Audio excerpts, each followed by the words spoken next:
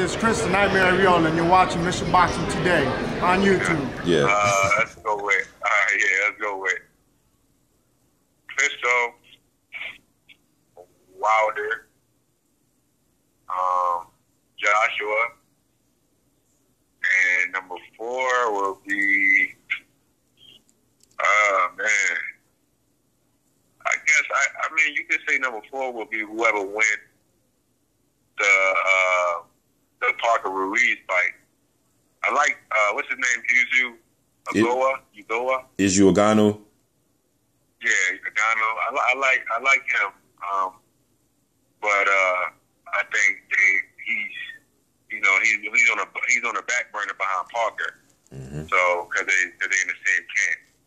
But yeah, I would say the winner out of the Ruiz Parker fight will be my 4th. Okay. Okay. Yeah, I think that's a good top 4 right there. Now growing up, I've heard you mention Lennox Lewis, Larry Holmes, Ali, Holyfield. What are some of the attributes, or what are some of the things you took away? And I heard you say other guys too, like Floyd and Hopkins, but those 4 right there, Lewis, Holmes, Ali, and Holyfield, what have you taken away from those guys, man, and try to implement into your game? I mean, the first thing would be the perseverance. I got to throw B-Hop in there. Because, I mean, his discipline and his longevity, man, it's crazy. It's crazy. Like, I've been training with him the past 2 weeks, and I know my energy is like, I got like a high mode energy type. I'm an energy type of guy. And I'm like, man, he's 50. Hopefully, I got that when I'm at 50 still. But part of it is just his discipline. He don't eat no junk. You can't eat junk around him at all.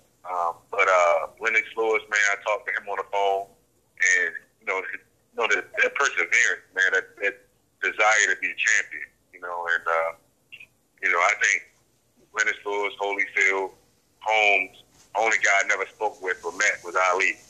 But everybody else I've come across, and it's been great.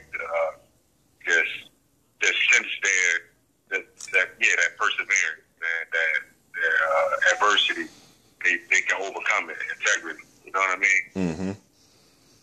And it's I heard Max Kellerman say something on air this past weekend that was kind of relevant. He says that Father Time is undefeated, but at least has a draw with Bernard Hopkins, and I think that statement is so true, man.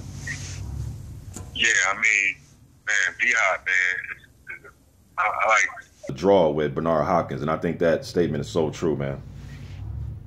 Yeah, I mean, man, B-Hop, man, I like how we talked about earlier, how those four forwards were freaks of nature, man. B-Hop's a freak of nature, man. He's a freak of nature. Like, certain stuff is like, I'm telling you, I'm blessed to be able to come across certain guys and see how serious they take it, the discipline they taking it at. And for some of these guys to take me under their wing, man, I know I'm in the same division with Tyson and Huey, so, I don't really like saying we all friends, because I might fight those guys someday. But a lot of them take me under their wing and they teach me the ropes, and I'm thankful for that. Even Jermaine Franklin and a lot of those guys, they showed me the ropes. So it's just I know I'm in the right sport. I know I am. Mm-hmm. And you might get to the point, man, where they might not have you come back to camp. You start getting the best of them and busting them up, man. They might not invite you back to camp. Yeah, man, it's an interesting. That's an interesting thing, man. But I go down there and I feel like, hey, if you raise it up, I'm gonna raise it up. Otherwise, we can just, work. You know what I'm saying? Mm-hmm. We can just work. Like, if Eric wants me to come down there and just give him the look, I'm willing to do that because, when I went down there to help with Wilder, he really looked out for me while I was down there. His people made sure I was comfortable and stuff. So, those type of guys, I don't mind going to help and give my input. That's what the boxing fraternity is. But at the same time, we all vying for one goal, and that's to be the undisputed champion. So, hey, it is what it is. Yes, sir. And then with all the guys you've been in with, I heard that Klitschko wanted you in camp.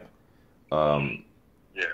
Who do you think has been, and I know sparring sometimes is just sparring, but just from your, you know, how far you came as of right now, who is the trickiest guy that you've been in with, whether it's style or just whenever you get in with him, it's like, man, I don't want, you know, I want to get to work, but damn, I hate being in here with this guy right now. Who is one of those? Who's that fighter? I would say, who was I just sparring with? Amir's tricky. Amir Mansour. He'll wait you out 4 or 5 rounds. I heard B.Y. is really tricky. I never sparred with him yet, but I know he would be tough sparring. Tyson wasn't really, you know, that bothersome in sparring because, you know, I'm tall too, so that wasn't bothering me. There was somebody I just sparred with, man. I'm trying to think. Man, I sparred with so many people, I don't even think.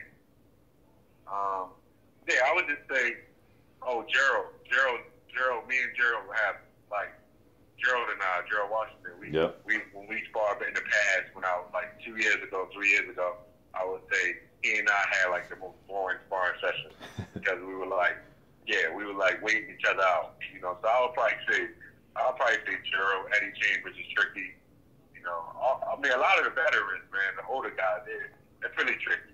They're tricky. So I would say that. I would say them. Okay, and then you know, you say Lewis, Holmes, Ali, Holyfield, all great heavyweights, man. Now, when I say on my channel, I usually tell people one of the better inside big man fighters that I've seen, and I don't mean just heavyweight, but like a tall heavyweight, 6'5 plus, is Riddick Bowe. Oh. Yes. What can you say about that? You're a fighter, so people will probably listen to you, you know, rather than listen to me. What would you say about Riddick Bowe inside game and what made it so special? Well, I love Riddick Bowe too. I kind of just named like the guys that I've met. I never met Riddick Bowe, so I never really talked to him. But Riddick Bowe, man, that's what Bernard calls me. He calls me Lil Bowe. But Riddick Bowe, man, he was a problem. He was that dude. He was that dude. I think I asked Harold Knight one time when I went to help Jim Delay about Riddick Bowe and Lennox Lewis, and he said that fight would have been a trilogy. He said that fight would have been. He didn't really give me an answer, but he said it would have been a trilogy because Bowe was that good. So, you know, Bowe was a beast. It's funny you say that, man, because you say that Hopkins called you Little Bowe, because on the last video that I did of you, which probably about a week or so ago, that's what I said I saw, is flashes of Riddick Bowe. You know what I mean? So it's funny that Hopkins says that, man. But what was one of your favorite Larry Holmes fights? When you go back and study him, and just whether you want to just study his footwork or the way he was utilizing his jab or whatever it is, what's one of your favorite Larry Holmes fight? Because Holmes, my 5 top heavyweights is Holmes, Ali, Foreman, Holyfield, and Tyson. So what's one of your favorite Holmes fights? Hey, Foreman, man. I love Foreman too. All right, but Larry Holmes, man, Norton, man. That Norton fight. Norton, yeah. That Norton fight, man. I love that fight. I love that fight right there. Whenever Bernard sees me a lot of times, he's like, Larry Holmes, when he started getting that spot and his movement, you know, go watch him fight. That's the fight I watch. 9 out of 10 times, I'm going to watch the Norton fight. Because it's so hard to defend guys that jab like Norton did. When Andre Ward jabs sort of like Norton did, but he has his arms up. B.Y. jab throws a jab like that. It's kind of hard to catch guys like that. But, man, Larry Holmes figured it out. And he was throwing his right hand. He was trying to throw uppercuts from far away. He was doing it all, man. Larry Holmes, that Norton fight was a beast. That George Foreman and Ron Lyle fight was a beast. That was a great fight. Mm-hmm. Man, it's a great heavyweight. I like Tyson, too. I just feel like with bigger guys, they gave Tyson problems. With guys that had a lot of weight on them and strong. They gave Tyson props. For Tyson is a great, he's a solidified Hall of Fame piece. Yeah, Holmes had a lot of legendary fights. You brought up a great one with the Norton fight. That was Fight of the Year in 1978. Classic fight, classic round 15. And then the way Holmes would show resilience, man, he got dropped by Shavers dropped him, Ronaldo Snipes dropped him, Weaver hurt him bad, and he will fight through that, man. And that's a very important thing to have just as a fighter, period, is just the resilience. He showed it. Usually you got to get to that point where, it has to get, has to come out of you for you to show it. But Holmes definitely one of the great all-time best. Very underrated. I think he had longevity that people overlook too. When he fought McCall and Ray Mercer, he was way past his prime, and he fought those guys damn good in those fights. Tyson, he was doing good with Tyson early. Yep. He had a leg to sustain it, and I also feel like that pressure Tyson was putting on him was like, man, I don't got to be in here. I'm getting paid already. You know what I mean? He was well beyond his prime, but Larry Holmes, man, was great. I actually talked to him on the phone by coincidence,